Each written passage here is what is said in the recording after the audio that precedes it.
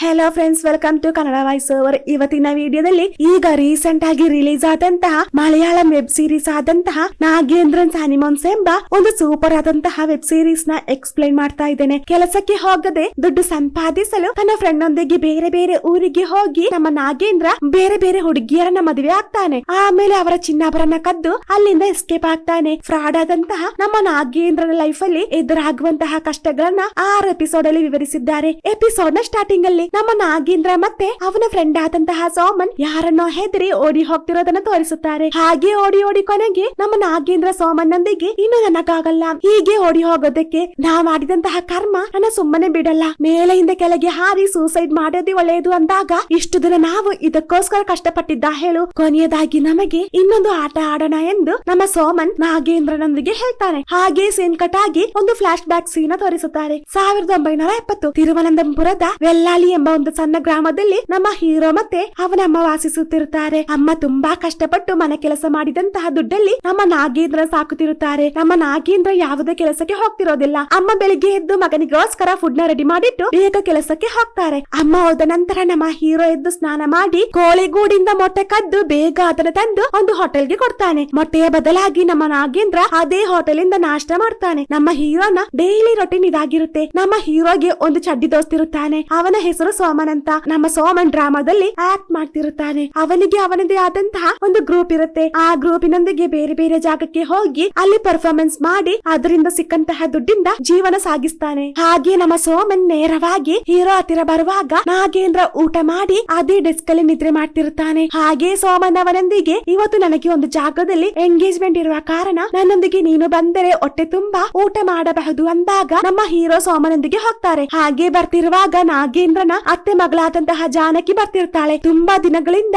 ಅವರಿಬ್ಬರ ಮದುವೆ ಮಾಡಬೇಕೆಂದು ಜಾನಕಿಯ ಮನೆಯವರು ಡಿಸೈಡ್ ಮಾಡಿರುತ್ತಾರೆ. ಮದುವೆ ಆಗು ಅಂತ ಹೇಳಿ ಟಾರ್ಚರ್ ಮಾಡ್ತಿರ್ತಾರೆ. ಆದರೆ ಅದು ನಮ್ಮ ನಾಗೇಂದ್ರನಿಗೆ ಇಷ್ಟ ಆಗ್ತಿರೋದಿಲ್ಲ. ಹಾಗೆ ಜಾನಕಿ ಹೀರೋನೊಂದಿಗೆ ಆಷಾಢ ಮುಗಿದ ಮೇಲೆ ನಮ್ಮಿಬ್ಬರ ಮದುವೆ ಮಾಡೋಣ ಎಂದು ಅಪ್ಪ ಹೇಳ್ತಿದ್ದಾರೆ ಅಂತ ಹೇಳಿದಾಗ ಯಾರ್ ಮದುವೆ ಅಂತ ಕೇಳಿ ಅವನಿಗೆ ಜಾನಕಿಯನ್ನ ಮದುವೆ ಆಗೋದಕ್ಕೆ ಇಷ್ಟ ಇಲ್ಲ ಎಂದು ಅವಳ ಮುಖ ನೋಡಿ ಹೇಳ್ತಾನೆ. ಇದನ್ನ ಕೇಳಿ ನಮ್ಮ ಜಾನಕಿಗೆ ತುಂಬಾ ಬೇಜಾರಾಗುತ್ತೆ. ಹಾಗೆ ನಮ್ಮ ಜಾನಕಿ ಅಳ್ತಾ ಅಲ್ಲಿಂದ ಹೋಗ್ತಾಳೆ. ಇದನ್ನ ನೋಡಿ ನೀನು ಅವಳೊಂದಿಗೆ ಹೀಗೆ ಮಾತನಾಡಿದ್ದು ಸರಿಯಲ್ಲ ಎಂದು ನಮ್ಮ ಸೋಮನ್ ಹೇಳಿದಾಗ ನನಗೆ ಮದುವೆ ಆಗೋದಕ್ಕೆ ಇಂಟ್ರೆಸ್ಟ್ ಇಲ್ಲ. ಒಂದು ವೇಳೆ ಮದುವೆ ಆದರೆ ನಾನು ಕೆಲಸ ಮಾಡಿ ಅವಳನ್ನ ಸಾಕಬೇಕಾಗುತ್ತೆ ಅಂತ ಹೇಳ್ತಿರುತ್ತಾನೆ. ಹಾಗೆ ರಾತ್ರಿ ಆದಾಗ ಅವರಿಬ್ಬರು ಚೆನ್ನಾಗಿ ಕುಡಿದು ಅಮ್ಮನಿ ಎಂಬ ಒಂದು ಪ್ರಾಸ್ಟಿಟ್ಯೂಟ್ ನ ಮನೆಗೆ ಬರ್ತಾರೆ. ನಮ್ಮ ಸೋಮನ್ ರೆಗ್ಯುಲರ್ ಆಗಿ ಅವರ ಮನೆಗೆ ಹೋಗ್ತಿರುತ್ತಾನೆ. ನಮ್ಮ ಅಮ್ಮನಿಯ ಮನೆಗೆ ಅದೇ ಊರಲ್ಲಿರುವಂತಹ ಚೆಟ್ಟಿಯಾರ್ ಎಂಬ ವ್ಯಕ್ತಿ ಸ್ಥಿರವಾಗಿ ಹೋಗ್ತಿರುತ್ತಾನೆ. ಹಾಗಿರುವಾಗ ಇನ್ಮುಂದೆ ನನ್ನನ್ನ ಬಿಟ್ಟು ಬೇರೆ ಯಾರು ಇಲ್ಲಿಗೆ ಬರಬಾರದೆಂದು ಚೆಟ್ಟಿಯಾರ್ ಅವಳೊಂದಿಗೆ ಹೇಳಿರ್ತಾನೆ. ಆದ್ರೆ ನಮ್ಮ ಅಮ್ಮಣ್ಣಿ ಚೆಟ್ಟಿಯಾರಿಗೆ ಗೊತ್ತಿಲ್ಲದೆ ಬೇರೆ ಬೇರೆ ಜನರೊಂದಿಗೆ ತನ್ನ ಬಿಸ್ನೆಸ್ ನ ಮುಂದುವರಿಸುತ್ತಾಳೆ. ನಮ್ಮ ನಾಗೇಂದ್ರನಿಗೆ ಅವಳೊಂದಿಗೆ ಯಾವುದೇ ತರಹದ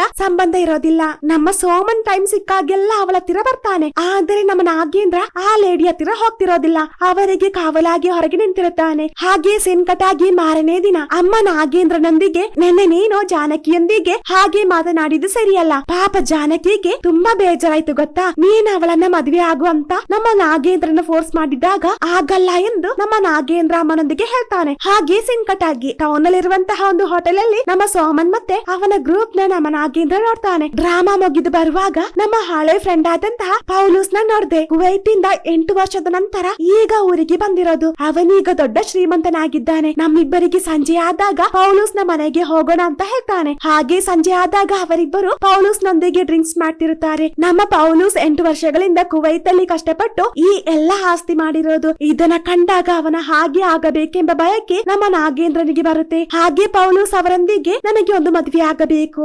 ಊರಲ್ಲಿರುವಂತಹ ಒಂದು ದೊಡ್ಡ ಜಮೀನ್ದಾರಸ್ಥನ ಮಗಳಾದ ಕಾರಣ ಅವರದಕ್ಕೆ ಒಪ್ತಾರ ಅಂತ ನನಗೆ ಗೊತ್ತಿಲ್ಲ, ನೀವ್ ಅದನ್ನ ಸೆಟ್ ಮಾಡಿ ಕೊಟ್ರೆ ನಿಮಗೆ ಸಿಗಬೇಕಾಗಿದ್ದು ಸಿಗುತ್ತೆ ಅಂದಾಗ ನಮ್ಮ ಸೋಮನ್ ಓಕೆ ಅಂತ ಹೇಳಿ ಅವರೆಲ್ಲರೂ ಸೇರಿ ಚೆನ್ನಾಗಿ ಡ್ರಿಂಕ್ಸ್ ಮಾಡಿದ ನಂತರ ನಮ್ಮ ಅಮ್ಮನಿಯ ಮನೆಗೆ ಹೋಗಬೇಕೆಂದು ನಮ್ಮ ಪೌಲೂಸ್ ಅವರೊಂದಿಗೆ ಹೇಳ್ತಾನೆ. ಹಾಗೆ ನಮ್ಮ ನಾಗೇಂದ್ರ ಅವನೊಂದಿಗೆ ಅವಳ ಮನೆಗೆ ಬರ್ತಾನೆ. ಹಾಗೆ ಬಂದ ಕೆಲಸ ಮುಗಿಸಿ ನಮ್ಮ ಪೌಲೂಸ್ ಹೊರಗೆ ಬರುವಷ್ಟರಲ್ಲಿ ನಮ್ಮ ಚೆಟ್ಟಿಯಾರ್ ಆಸ್ಪತ್ರೆಗೆ ಬರ್ತಾರೆ. ಹಾಗೆ ಚೆಟ್ಟಿಯಾರ್ ತನ್ನ ಡ್ರೈವರ್ ನೊಂದಿಗೆ ಅಮ್ಮನಿಯನ್ನ ಕರೆದುಕೊಂಡು ಬರೋದಕ್ಕೆ ಹೇಳ್ತಾರೆ. ಇದನ್ನೆಲ್ಲ ನಮ್ಮ ನಾಗೇಂದ್ರ ಅಲ್ಲೇ ಕೂತು ನೋಡ್ತಿರುತ್ತಾನೆ. ಹಾಗೆ ಡ್ರೈವರ್ ಬರ್ತಿರುವಾಗ ಹೊರಗಡೆ ಒಂದು ಸ್ಲಿಪ್ಪರ್ ಇರೋದನ್ನ ಕಂಡು ಬೇಗ ಈ ವಿಷಯ ಚೆಟ್ಟಿಯಾರ್ನ ಹತ್ತಿರ ಬಂದು ಅವಳ ಮನೆಯಲ್ಲಿ ಬೇರೆ ಯಾರೋ ಇದ್ದಾರೆಂದು ಹೇಳಿದಾಗ ನಮ್ಮ ಚೆಟ್ಟಿಯಾರ್ಗೆ ಕೋಪ ಬಂದು ಬೇಗ ತನ್ನ ಗನ್ನ ತೆಗೆದು ಅಲ್ಲಿಗೆ ಹೋಗ್ತಾನೆ. ಹಾಗೆ ನಮ್ಮ ಡ್ರೈವರ್ ಬ್ಯಾಕ್ ಡೋರ್ ಹತ್ತಿರ ಮತ್ತೆ ನಮ್ಮ ಚೆಟ್ಟಿಯಾರ್ ಫ್ರಂಟ್ ಡೋರ್ ಹತ್ತಿರ ನಿಲ್ತಾರೆ. ಒಳಗಡೆ ಇದ್ದಂತಹ ನಮ್ಮ ಅಮ್ಮನಿ ಮತ್ತೆ ಪೌಲೂಸ್ಗೆ ತುಂಬಾ ಭಯ ಆಗ್ತಿರುತ್ತೆ. ಆಗ್ತಿರುತ್ತೆ. ಏನ್ ಮಾಡೋದು ಅಂತ ಗೊತ್ತಿಲ್ಲದೆ ಹಾಗೆ ಅವರಿಬ್ಬರು ಅಲ್ಲೇ ಭಯದಲ್ಲಿ ನಿಂತಿರುತ್ತಾರೆ. ಪೌಲುಸ್ ನ ಹೇಗಾದರೂ ಕಾಪಾಡಬೇಕೆಂದು ಡಿಸೈಡ್ ಮಾಡಿ ತನ್ನ ಕೈಯಲ್ಲಿದ್ದಂತಹ ಡ್ರಿಂಕ್ಸ್ ಬಾಟಲ್ ನ ಚೆಟ್ಟಿಯಾರ್ನ ಕಾರ್ ಮೇಲೆ ಎಸಿತಾನೆ. ಆ ಸೌಂಡ್ ಕೇಳಿ ಅವರಿಬ್ಬರು ಕಾರ್ ಹತ್ತಿರ ಬರ್ತಾರೆ.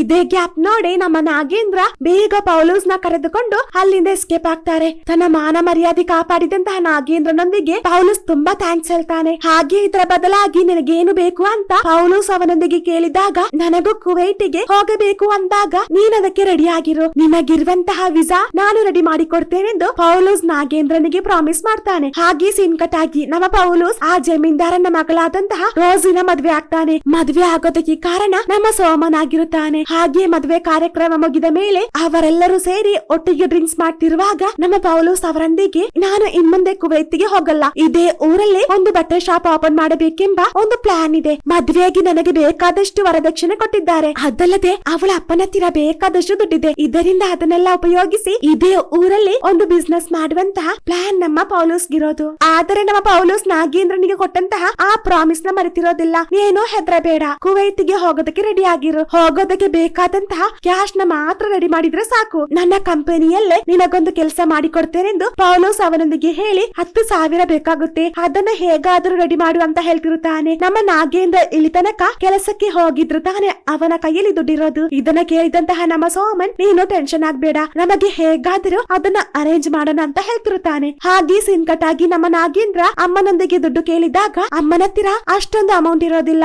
ಅದಲ್ಲದೆ ಕೆಲಸಕ್ಕೆ ಹೋಗದೆ ಹೀಗೆ ತನ್ನೊಂದಿಗೆ ದುಡ್ಡು ಕೇಳಿದ್ದಕ್ಕೆ ಸರಿಯಾಗಿ ಬಾಗಿ ಬಂದ ಹಾಗೆ ಬೈದು ಕಲಿಸ್ತಾರೆ. ಹಾಗೆ ನಮ್ಮ ನಾಗೇಂದ್ರ ಬೇಜಾರಿಂದ ದುಡ್ಡನ್ನ ಹೇಗೆ ಅರೇಂಜ್ ಮಾಡಿದೆ ಅಂತ ಸೋಮನೊಂದಿಗೆ ಕೇಳಿದಾಗ ನಮ್ಮ ಸೋಮನ್ ಅವನಿಗೊಂದು ಐಡಿಯಾ ಹೇಳಿಕೊಡ್ತಾನೆ. ನಿನ್ನ ಅತ್ತೆ ಮಗಳಾದಂತಹ ಜಾನಕಿಯನ್ನ ಮದುವೆ ಆಗು, ಮದುವೆ ಆದರೆ ನಿನಗೆ ವರದಕ್ಷಿಣೆ ಕೊಟ್ಟೆ ಕೊಡ್ತಾರೆ. ಆ ದುಡ್ಡನ್ನ ತೆಗೆದು ನೀನು ಕುವೈತಿಗೆ ಹೋಗು, ಹೋದ ನಂತರ ನೀನು ಜಾನಕಿಯನ್ನ ನೋಡುವಂತಹ ಅವಶ್ಯಕತೆ ಇರೋದಿಲ್ಲ. ಕುವೈತಲ್ಲಿ ನಿನಗೆ ಇಷ್ಟ ಬಂದ ಹಾಗೆ ಬದುಕಬಹುದಲ್ವಾ. ರಿಟರ್ನ್ ಬರೋದಕ್ಕೆ ಇಷ್ಟ ಇದ್ದರೆ ಮಾತ್ರ ಪುನಃ ನೀನು ಇದೇ ಊರಿಗೆ ಬಂದರಾಯ್ತು, ಇಲ್ಲ ಅಂದರೆ ಅಲ್ಲೇ ಜಾಲಿಯಾಗಿರು ಅಂದಾಗ ಕೆಲಸ ಮಾಡದೆ ದುಡ್ಡು ಸಂಪಾದಿಸೋದಕ್ಕೆ ಇದು ಒಳ್ಳೆ ದಾರಿ ಎಂದು ನಮ್ಮ ನಾಗೇಂದ್ರನಿಗೆ ಗೊತ್ತಾಗುತ್ತೆ. ಇದರಿಂದ ನಮ್ಮ ನಾಗೇಂದ್ರ ಜಾನಕಿಯನ್ನ ಮದುವೆ ಆಗೋದಕ್ಕೆ ಡಿಸೈಡ್ ಮಾಡ್ತಾನೆ. ಹಾಗೆ ಅವರಿಬ್ಬರು ಮದುವೆ ಆಗ್ತಾರೆ. ಹಾಗೆ ಮನೆಗೆ ಬಂದ ನಂತರ ತನಗೆ ವರದಕ್ಷಿಣೆ ಆಗಿ ಒಂದು ನಯಾ ಪೈಸೆ ಕೊಟ್ಟಿಲ್ಲ ಎಂಬ ವಿಷಯ ನಮ್ಮ ನಾಗೇಂದ್ರನಿಗೆ ಗೊತ್ತಾಗೋದು. ಹಾಗೆ ಕೋಪದಿಂದ ವರದಕ್ಷಿಣೆ ಕೊಡ್ತೇನೆಂದು ಹೇಳಿ ಅದನ್ನ ಕೊಡದೆ ನನಗೆ ಮದುವೆ ಮಾಡಿ ಕೊಟ್ಟಿದ್ದು ಅಂತ ಹೇಳಿ ಅಮ್ಮನೊಂದಿಗೆ ಜಗಳ ಮಾಡ್ತಿರುತ್ತಾನೆ. ಹಾಗೆ ನಿಮ್ಮ ಬ್ರದರ್ ನೊಂದಿಗೆ ನನಗೆ ಕೊಡಬೇಕಾದಂತಹ